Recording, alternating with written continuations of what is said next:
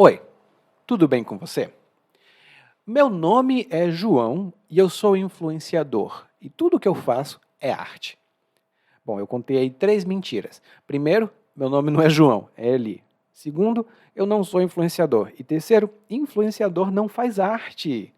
Haha, ou faz? Não sei. E essa é a discussão de hoje. No nosso episódio de hoje, nós vamos falar sobre a questão: influenciadores são artistas? Mas você vai ver, eu não vou falar apenas sobre isso, vou falar também sobre a palavra arte e tudo o que é derivado dela. Esse episódio é inteiramente em português, então se você quiser, eu sugiro, é apenas uma sugestão e não isso que eu estou apontando para você, não é uma pistola. Eu sugiro que você dê uma olhada na transcrição desse episódio. É uma transcrição aberta, gratuita e corrigida por mim. Então, lá você vai ver tudo o que eu falei aqui e vai ter como estudar melhor. A gente se vê no episódio de hoje, no Português Cultural de número 23. Influenciadores são artistas?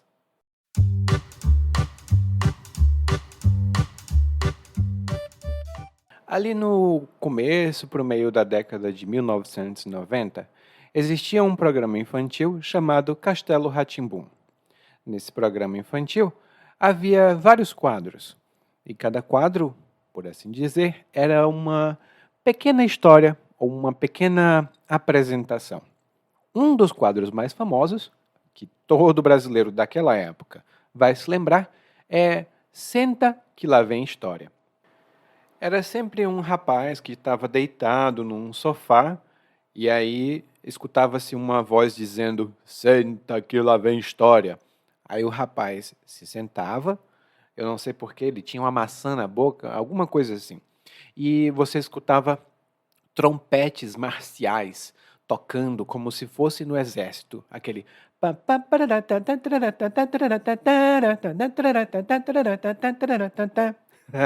essa foi a minha melhor imitação de trompetes de exército. Bom, imagine que você agora está ouvindo esses trompetes e eu vou dizer para você: senta que lá vem história, porque hoje nós vamos falar um pouco sobre a palavra arte e algumas palavras derivadas e situações também aqui no Brasil, na nossa cultura brasileira. Mas antes de começar a falar da arte propriamente dita, vamos falar sobre a mídia. Porque o cinema é um tipo de arte, então a televisão, por tabela, deve ser algo mais ou menos artístico. E a expressão por tabela aqui significa indiretamente. Então, se o cinema é uma arte, a televisão por tabela é um tipo de arte também. E o problema é que a televisão, seja como arte, como veículo de comunicação, está perdendo espaço. Ela está perdendo espaço não só como um grande agregador de pessoas, mas também na sua programação de entretenimento. Essa é uma maneira chique de dizer que as pessoas não estão mais querendo assistir televisão para passar o tempo. Por quê? Porque hoje nós temos os influenciadores. Antigamente, para uma pessoa ser famosa, ela tinha de fazer algo extraordinário. Ela tinha de fazer um feito, né? Uma peripécia ou alguma coisa mirabolante. E aqui feito e peripécia tem um significado parecido. Dê uma olhada nas notas se você tiver um tempinho. Mas um feito ou uma peripécia é uma coisa uau, admirável. Como aqueles acrobatas dos circos, né, que eles pulam e giram e giram e giram e tchan, caem de pé. Ali é um feito e é uma peripécia também. Mas sim, antigamente, então, para ser famoso, uma pessoa tinha de fazer algo interessante, ou diferente, ou muito grande. Hoje em dia, nem tanto. Basta você ter um celular, e de preferência um celular de qualidade meio baixa, né, um celular capenga. Você grava um vídeo fazendo uga-buga na frente do celular, e de repente você recebe milhares e milhares de seguidores. Claro, não é sempre assim. A pessoa ser um influenciador famoso é sempre um tiro no escuro, não é uma certeza nem garantia. Mas só para te contar o que está acontecendo aqui. Ou seja, para te dar um pouco de contexto. Tradicionalmente, as telenovelas brasileiras passam às 9 da noite. Melhor dizendo, a telenovela mais popular passa às 9 da noite. Esse horário normalmente é um horário livre para as famílias, então estão lá o papai, a mamãe, o filhinho, a filhinha, todo mundo diante da televisão assistindo a telenovela. Desse modo, é esperado que muitas pessoas estejam diante da TV, não é? E aí a telenovela mais recente, da Rede Globo, conseguiu 21 milhões de pessoas assistindo a televisão ao mesmo tempo. Esse é um número grande, né? E se você pensar, a telenovela é uma grande produção. A gente pode até dizer uma produção artística.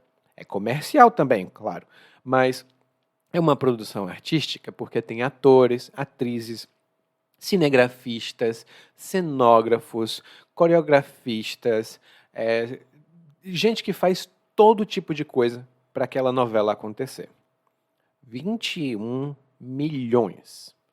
Agora vamos pegar o caso de um influenciador, que é o Whindersson Nunes.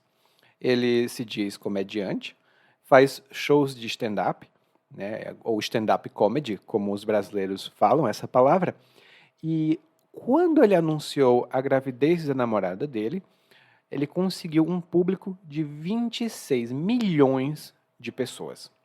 5 milhões a mais do que a Globo conseguiu para fazer uma novela de alta produção e passar na televisão brasileira com toda uma infraestrutura enorme.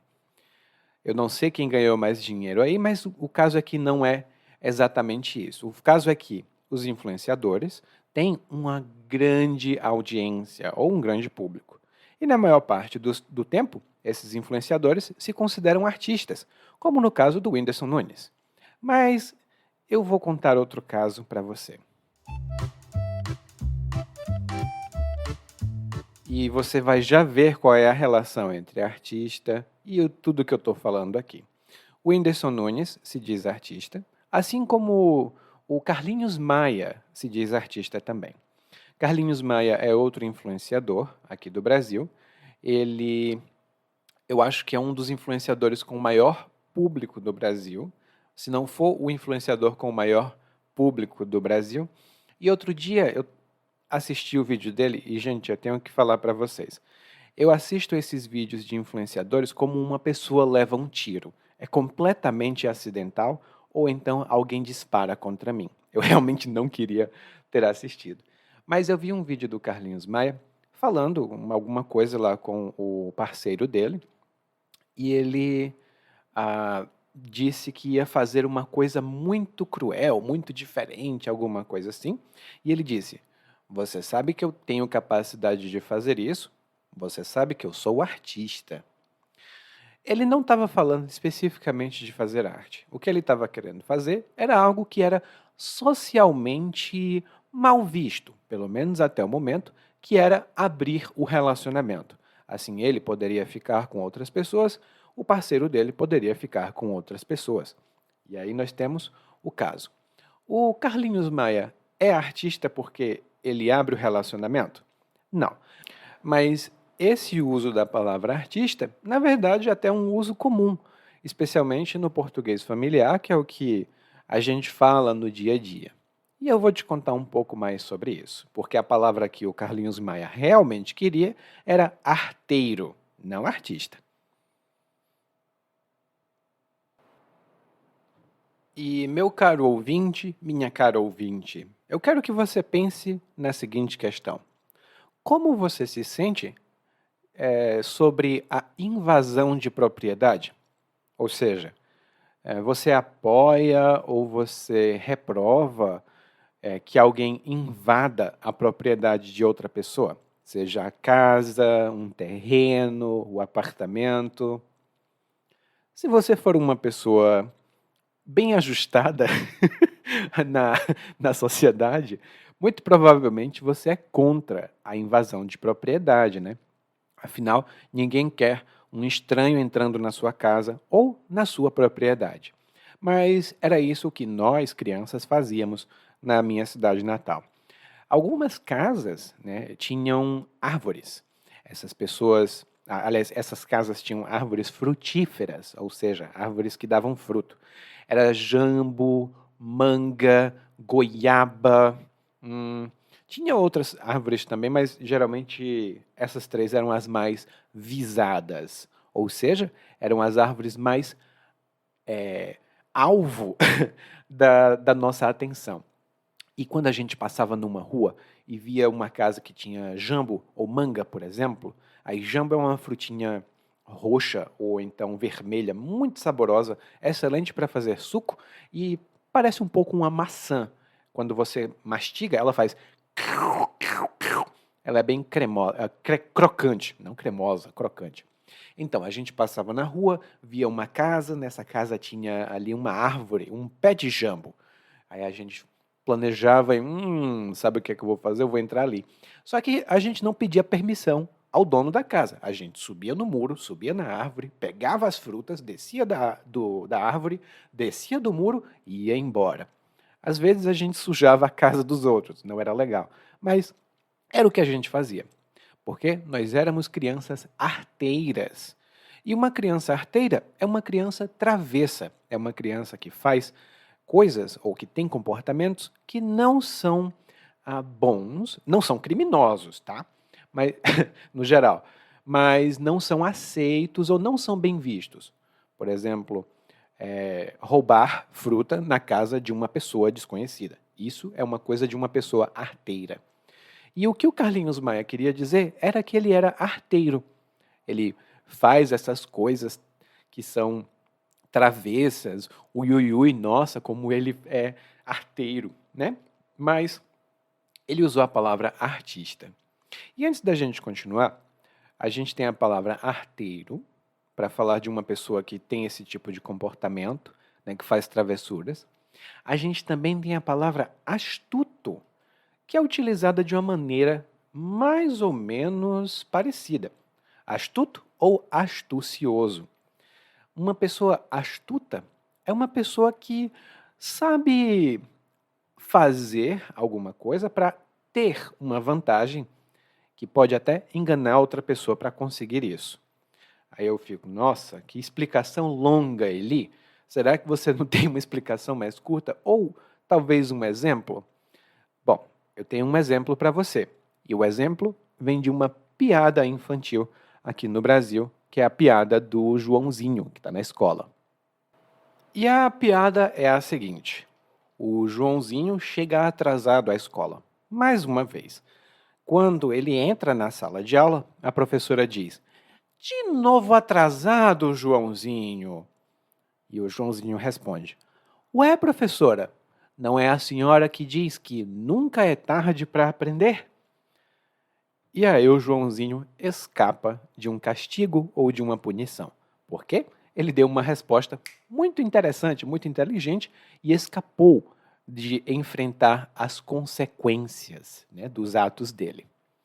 Geralmente uma pessoa astuta faz isso, ela escapa, ela consegue o que quer de uma maneira esperta na cabeça dela. E eu acho que um dos personagens mais conhecidos, conhecidos assim de quem lê, claro, não é todo mundo que está lendo hoje em dia, né? Mas um dos personagens mais conhecidos na cultura brasileira, ou na cultura de língua portuguesa em geral, que representa a astúcia, ou a astúcia, dependendo da sua pronúncia, é o Pedro Malazartes, ou Pedro Malazarte. Ele é um menino, ou um homem, depende da história, muito astucioso, cínico, ele consegue enganar todo mundo e ele não se sente mal porque ele engana as outras pessoas para conseguir o que quer. Aqui no português, ele é um personagem muito antigo. Ele foi mencionado pela primeira vez numa cantiga presente no Cancioneiro da Vaticana, que é uma reunião de cantigas, lá do século XIII e do século XIV, ou seja, 1400, 1300, por aí. E muitas outras culturas europeias têm esse mesmo personagem com nomes diferentes. Por exemplo, em Castela tinha o Pedro Urdemales e na Alemanha tinha o Till Eulenspiegel e também tem o Pedro de Urdes Lamas na Andaluzia. Eu peço desculpa se minha pronúncia do espanhol ou das variantes, né, da Andaluzia e da Castela estão ruins, porque meu espanhol não está muito bom, não. Outras palavras que nós usamos para falar de uma pessoa astuta, assim, é artista ou arteiro. E uma coisa que eu posso dizer é que uma pessoa astuta, uma pessoa arteira, uma pessoa que é muito astuciosa, aqui no Brasil ela tem muitas vantagens. Ela até vira também um personagem admirável na nossa cultura, que é o objeto da nossa próxima discussão. Todos os brasileiros que pegaram a fase mais popular da televisão aqui no Brasil conhecem ou ouviram falar da Grande Família. A Grande Família foi um programa televisivo, era um tipo de seriado de comédia. Figurava uma família que tinha lá seus problemas. Um dos personagens da Grande Família era o Agostinho Carrara. O Agostinho Carrara não gostava de trabalhar, até porque ele dizia que quem gosta de trabalhar é burro. Ele sempre fazia uma coisa improvisada, um negócio suspeito para ganhar dinheiro, porque ele não queria ganhar dinheiro de maneira honesta, pois trabalhar de maneira honesta significa ganhar pouco. Ele sempre escapava de todo problema e de toda encrenca em que ele se metia, né? E aqui, a encrenca é uma palavra excelente para o seu vocabulário. Espero que você não se meta em encrenca, mas a encrenca é uma situação confusa, é um conflito, é uma confusão. Então, por exemplo, o Agostinho poderia tentar seduzir uma mulher, mas essa mulher era casada. Então, o marido dessa mulher poderia querer bater no Agostinho. Essa é uma encrenca grande, que muita gente acaba se metendo, né? Mas vamos lá. E o Agostinho, como eu disse, é o personagem principal quando a gente fala de pessoas astutas ou astutas, pessoas espertas, né? O caso aqui, eu estou falando do Agostinho que ele era muito arteiro, é porque a esposa dele, que se chamava Isabel, ou Bebel para os amigos, ela aguentava tudo assim, ai, com a paciência de santa. Claro, ela se irritava, mas ela fazia muitas coisas. Na 12ª temporada da Grande Família, a Bebel acabou fazendo aulas de pintura. E pintura é um tipo de arte. Ou um tipo de artesanato. Ou o que é que será que é a pintura? Vamos falar um pouco mais sobre isso no próximo bloco. Eu venho de uma família de artesãos. São pessoas que trabalham com as mãos e que fazem objetos de decoração, objetos bonitinhos, que não têm lá tanta utilidade prática, mas que podem ser um presente, né? Então tem aí uma utilidade. O meu pai fazia pequenas estátuas e a minha mãe fazia pinturas. E eu vou falar especificamente da minha mãe porque é um bom exemplo. No caso, ela fazia pinturas de flores, natureza morta, essas coisas assim. E ela pintava uma flor num quadrinho e colocava de lado. Pintava uma flor parecida num quadrinho, colocava de lado. Pintava outra flor parecida no outro quadrinho, colocava de lado e vendia os três. Em geral, as pessoas acham que isso é artesanato porque ela produz em quantidade razoável, não é uma produção industrial, né, porque é um trabalho manual, mas ela faz uma reprodução de um para outro. Se a minha mãe pintasse apenas um quadro e ela dissesse que ali tem uma mensagem para passar, as pessoas diriam que o que ela fez foi arte e não artesanato. Essa é a compreensão geral. Claro, isso não significa que essas definições de arte e artesanato estejam corretas, tá? Você pode pensar outra coisa, até porque nós temos ouvintes de todo tipo de histórico aqui. Então você provavelmente pode ser um estudioso ou uma estudiosa da arte e talvez pense, nossa, esse ali só fala besteira. Eu estou te dando aqui a explicação popular de como é que as pessoas entendem, né? E os brasileiros, em geral, têm uma compreensão, não uma compreensão, vamos lá, têm uma opinião dúbia da arte. Muitas pessoas, ou melhor, do artesanato. Muitas pessoas acham que o artesanato é uma coisa positiva e uma coisa negativa. Vou dar aqui um exemplo de todos os dois, né? Primeiro, é uma coisa negativa porque, normalmente, o artesanato não paga nada bem. E eu tenho de falar a verdade, realmente não paga bem não. Especialmente se você fizer artesanato para vender na sua própria cidade. Por quê? Primeiro, o artesanato geralmente tem um custo mais baixo, especialmente se você vender em cidades do interior. E a maior parte das pessoas aqui no Brasil tem uma renda bem baixa. Então, não é todo mundo que tem dinheiro para comprar produtos de decoração para casa. A gente precisa primeiro comprar as coisas mais funcionais. Quem é que vai comprar uma pintura quando está passando fome? Então, se a pessoa quer pagar para decorar a casa, ela não vai querer pagar tanto. E aí nós temos um equilíbrio da oferta e da procura. Se ninguém procura, a oferta é baixa. E aí acontece que os valores ficam mais abaixo. Mas o valor pode ser alto, especialmente para turistas, especialmente se você vende artesanato em uma cidade grande como Salvador. Aqui os turistas vêm para Salvador e compram artesanato como presentes para levar para casa ou como lembranças para levar para casa e se lembrar da viagem que fizeram. Nesse caso, os turistas aqui vêm como os caçadores vão para um safari. Eles chegam no safari, matam um animal, levam para casa e dizem, aqui o troféu. E muitos artesãos que vendem nas cidades grandes pensam que os turistas vêm fazer exatamente isso. E se eles estão levando para casa um troféu, que esse troféu pelo menos seja caro. E o que eu acho mais legal, agora é uma questão pessoal, tá? Porque eu, como eu disse, eu venho de uma família de artesãos, lá em casa a gente sempre conversava sobre isso, e as pessoas sempre olhavam para o artesanato que a gente fazia e diziam assim, ai, nossa, tão bonito, nossa, você tem um talento muito, muito grande. E aí a gente dizia qual era o preço da coisa, e a pessoa dizia, nossa, tá caro, né? Minha nossa, tá querendo tirar o aluguel nas minhas costas, que era uma expressão que as pessoas usavam. E a gente, artesão, eu, minha família, a gente pensava sempre, ué, se o talento não, se a peça é bonita e exige muito talento e muito trabalho e a pessoa não pode fazer, por que ela reclama que está caro? Se ela reclama que está caro, por que ela mesma não faz?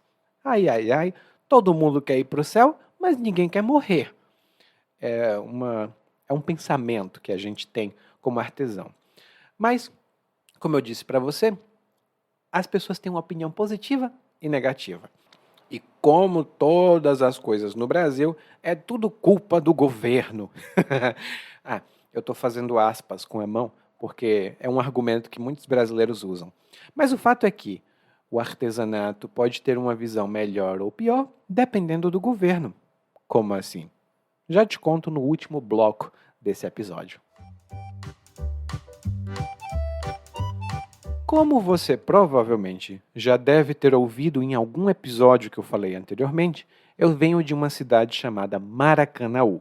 Maracanaú é uma cidadezinha perto de Fortaleza e tudo isso é no estado do Ceará.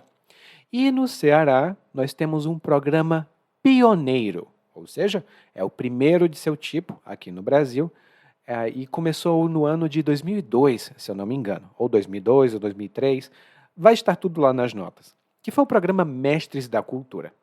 A ideia desse programa era reconhecer pessoas locais, lá no Ceará, como mestres da cultura.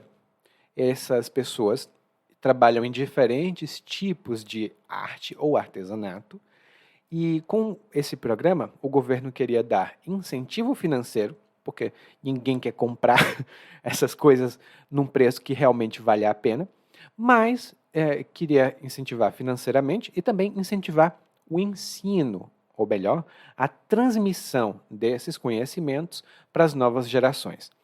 A gente tem um tipo de arte ou artesanato lá no Ceará, que é a xilogravura, que é um tipo de pintura que se faz com madeira, né? Faz ali a gravura na madeira, coloca a tinta e depois estampa. E gravura é uma palavra que normalmente a gente usa para falar de ilustrações. Há outro tempo, a gente teve um presidente aqui no Brasil que reclamava que os livros tinham muitas palavras e não tinham gravuras. Otário. E quando você está lendo um livro escolar, geralmente tem dizendo assim, essa da gravura fala sobre ou mostra algum tipo de coisa. Então a gravura também é uma ilustração. E xilo, você vai reconhecer essa parte nas palavras como xilofone. E xilo, o que tem xilo na palavra significa que tem alguma coisa a ver com madeira. Mas vamos lá, né? Todo esse lero-lero sobre xilogravura é porque, primeiro, é um troço difícil de fazer, é caro pra caramba, se você for vender no preço que realmente vale, e demora. Então ninguém quer fazer a xilogravura ou quer aprender a técnica, porque você tem necessidades mais imediatas. Então, o que é que o governo faz? Ele cria esse programa, seleciona algumas pessoas do local, tem todo um processo burocrático para isso, e essa pessoa se torna mestre da cultura. Daí ela começa a ensinar as pessoas mais jovens ou de outras regiões, e essas outras pessoas, por sua vez, ensinam a outras pessoas. Assim, por tabela, mais uma vez essa expressão, a gente tem um mestre que faz vários outros mestres 50 anos depois. Esse programa tem 22, 23 anos e, como eu disse, se chama Mestres da Cultura. Inicialmente ele apareceu no Ceará, meu estado de nascença, e trouxe bons resultados. Trouxe os melhores resultados? Não. Talvez pudesse ser melhor, né? Porque aqui, geralmente, no Brasil, o que envolve política, ai, nossa, é difícil. Mas trouxe alguma coisa. E quando eu falei de política em política, vou trazer a última expressão de hoje. Tem uma expressão popular que não é conhecida de todas as regiões do Brasil, tá? Eu escutei muito aqui no Nordeste, conheço algumas pessoas de Minas Gerais que conhecem essa expressão, mas nem todo mundo usa. Ela é clara, e a expressão é vagabundo tem arte. E a gente usa essa expressão de uma maneira admiratória, né? A gente admira que alguém faça alguma coisa errada e consiga se dar bem com isso. No caso, os políticos, por exemplo, desviam dinheiro de onde é para ser aplicado e a gente diz, vagabundo tem arte. Essa é outra forma de usar a expressão malandro é malandro e mané é mané, que é outra maneira de dizer algumas pessoas são astutas, inteligentes e espertas e outras são burras e são feitas para serem enganadas. Mas isso é assunto para um outro dia. Porque agora nós vamos fazer uma revisãozinha. Todo esse papo de hoje veio da pergunta: influenciadores são artistas? A gente falou sobre a audiência que está caindo, né, nas telenovelas e a audiência que está subindo com os influencers. A gente falou do Carlinhos Maia, que disse que era artista porque ele ia abrir o próprio relacionamento, mas na verdade ele era arteiro. A gente sabe que arteiro é uma pessoa astuta, uma pessoa astuciosa, uma pessoa travessa.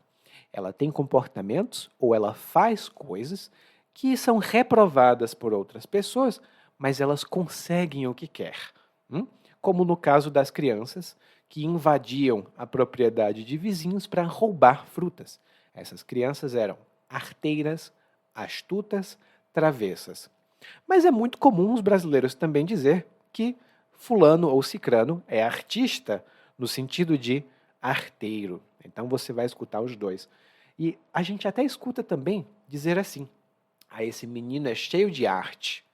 Né? Se você tem uma vizinha muito legal, que sempre faz coisas divertidas, mas ao mesmo tempo um pouco estranhas, não indecentes, mas pouco aceitas por todo mundo, você diz: nossa, essa vizinha tem arte, ela é cheia de arte. Quando na verdade ela só fuma maconha, né? Depende da situação. A gente falou também sobre Pedro Malas Artes, que é o arteiro tradicional da cultura portuguesa, ou melhor, da cultura de língua portuguesa. Eu disse cultura, eu queria dizer cultura.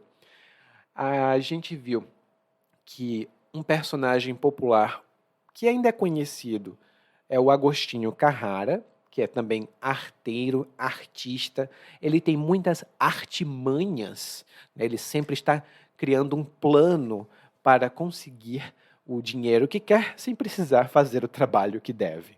Então, ele é muito manhoso, ele é muito cheio de artimanhas, ele é cheio de arte. A arte também foi o que a esposa dele começou a fazer, a Bebel. Ela começou a fazer pintura e a gente não sabe se pintura é arte ou é artesanato. Falamos sobre a opinião dúbia que os brasileiros têm, né? Artesanato é arte ou é produção geral que as pessoas fazem para ganhar dinheiro? Não sei. Mas o governo do Brasil tenta ajudar um pouco. O governo federal, sim, tem algumas iniciativas. O governo estadual de alguns estados também ajuda. E, minha nossa, como a gente falou hoje. Dê uma olhada na transcrição desse episódio, lembre-se, as discussões culturais têm transcrição aberta. Peço desculpas aí pela minha voz sexy, porque hoje eu estou um pouco gripado, mas me conte, né? Porque eu quero saber quais são as suas artes, o que é que você anda fazendo recentemente. A gente se vê na próxima.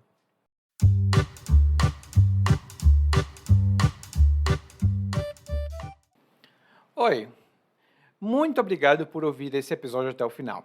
Eu sou o Eli e eu agradeço muito o seu apoio. Se você tiver tempo e puder, por favor, deixe uma avaliação sobre esse podcast na plataforma que você escuta o podcast. Claro, nem todas as plataformas podem fazer isso. Se a sua não puder, não tem problema. Continue ouvindo, mande suas mensagens e a gente se vê por aqui. Tchau!